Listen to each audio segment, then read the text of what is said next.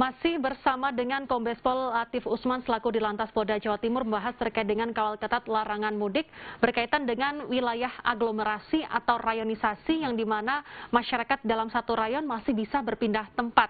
Ini sebenarnya seperti apa Pak aturan konkretnya? Iya, rayonisasi ini adalah betul-betul untuk mengatur, mengelola kegiatan masyarakat yang ada dalam wilayah Jawa Timur. Karena kita mengetahui sendiri bahwa pertumbuhan di Jawa Timur masalah COVID juga masih perlu kita antisipasi. Sehingga kita membuat rayon ini adalah untuk membatasi gerak orang sehingga tidak terlalu banyak berkumpul. Contoh, kalau kita tidak membatasi ini akan terjadi penumpukan di satu tempat. Seperti contoh tempat wisata. Wisata itu yang paling favorit adalah Malang. Seandainya ini tidak di dalam sendiri tidak buat rayonisasi, orang Surabaya nanti berbondong-bondong ke Malang semua. Sehingga Malang akan terjadi penumpukan aktivitas yang luar biasa. Nah, sehingga diharapkan orang yang mau berwisata ya wilayah Malang Raya aja yang boleh berwisata di Malang. Orang Surabaya Raya silahkan beraktivitas di Surabaya Raya. Orang Madiun Raya silahkan beraktivitas di Madiun Raya selama tanggal 6 sampai tanggal 17 ini. Sehingga orang yang mau beraktivitas berpindah rayon itu kami lakukan penyekatan. Ada 20 titik penyekatan untuk mengatur sehingga betul-betul orang untuk berdisiplin berada di rayonnya masing-masing selama tanggal 6 sampai 17. Berarti seperti misal Sidoarjo, Surabaya dan juga Gresik ini masih dalam satu rayon, ini masih bisa berpindah tempat. Berpindah tempat. Oke, untuk penyaringannya seperti apa? Apakah dari plat nomor, KTP dan sebagainya seperti apa? Iya, tentunya di pos-pos tersebut nanti akan dilakukan pemeriksaan masalah KTP. Beda dengan yang tadi di perbatasan provinsi. Kalau di dalam sini kita memperlakukan KTP.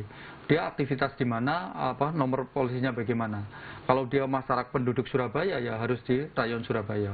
Mojokerto ya harus di rayon Surabaya Raya. Tidak boleh beraktivitas kecuali ada memang surat ketentuan dia bisa bisa pindah ke rayon itu. Misalnya dia bekerja di suatu tempat, misalnya orang mana? Kediri.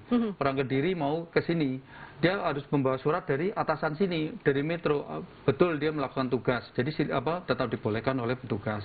Begitu yang masih kita lakukan sehingga tidak kaku juga, tetapi kita betul-betul segi kepentingan orang tersebut. Nah, kalau dia cuma misalnya mau jalan-jalan wisata kan nggak perlu, apalagi cuma wisata, ya silahkan wisata di tempatnya masing-masing. Tapi kalau dia ada tugas, ada yang sangat urgent, kami pasti memperbolehkan. Oke, kalau di penyekatan di jalur-jalur utama perbatasan itu sudah aman, bagaimana dengan wilayah aglomerasi termasuk juga yang ada di wilayah kota? Takutnya ada penumpukan. Untuk pengawasannya sendiri seperti apa ya? Iya, tadi makanya kami sebutkan tadi bahwa kami memang ada 9 penyekatan provinsi, 20 penyekatan tarayon, 45 exit tol. Kami juga ada pos-pos di titik-titik objek-objek kegiatan seperti mall, seperti tempat wisata. Nah, pos-pos ini pun bisa melakukan kegiatan penyekatan dalam artian dia orang yang mau masuk wisata tersebut misalnya lolos di rayon tersebut bisa sampai Malang. Di pintu tol di pintu masuk wisata dia pun akan dicek kembali oleh petugas yang ada di situ. Kalau memang dia orang Surabaya ke sini, akan nggak boleh masuk ke tempat wisata tersebut. Sama dengan nanti yang ada di mall-mall.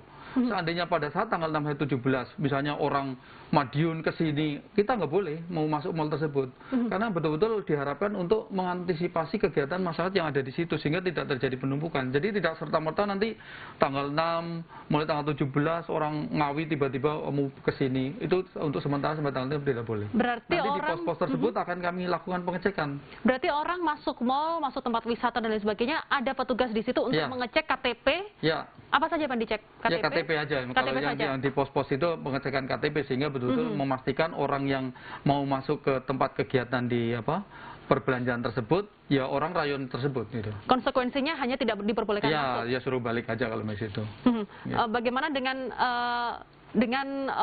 kondisi yang ada di dalam kota sendiri ini, petugasnya lebih banyak di lapangan atau sama rata begitu Pak? Kita melihat skala prioritas, di mana misalnya tempat mana yang paling ramai, tentunya kita akan lakukan penambahan personil.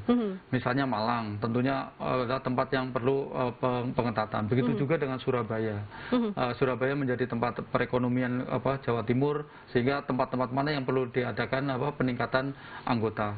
Itu yang akan kita lakukan. Oke, untuk selain itu, untuk mencegah kemacetan mungkin yang bisa terjadi saat pengecekan KTP atau surat-surat, apa yang diantisipasi untuk mencegah kemacetan yang ada di jalanan ini, Pak?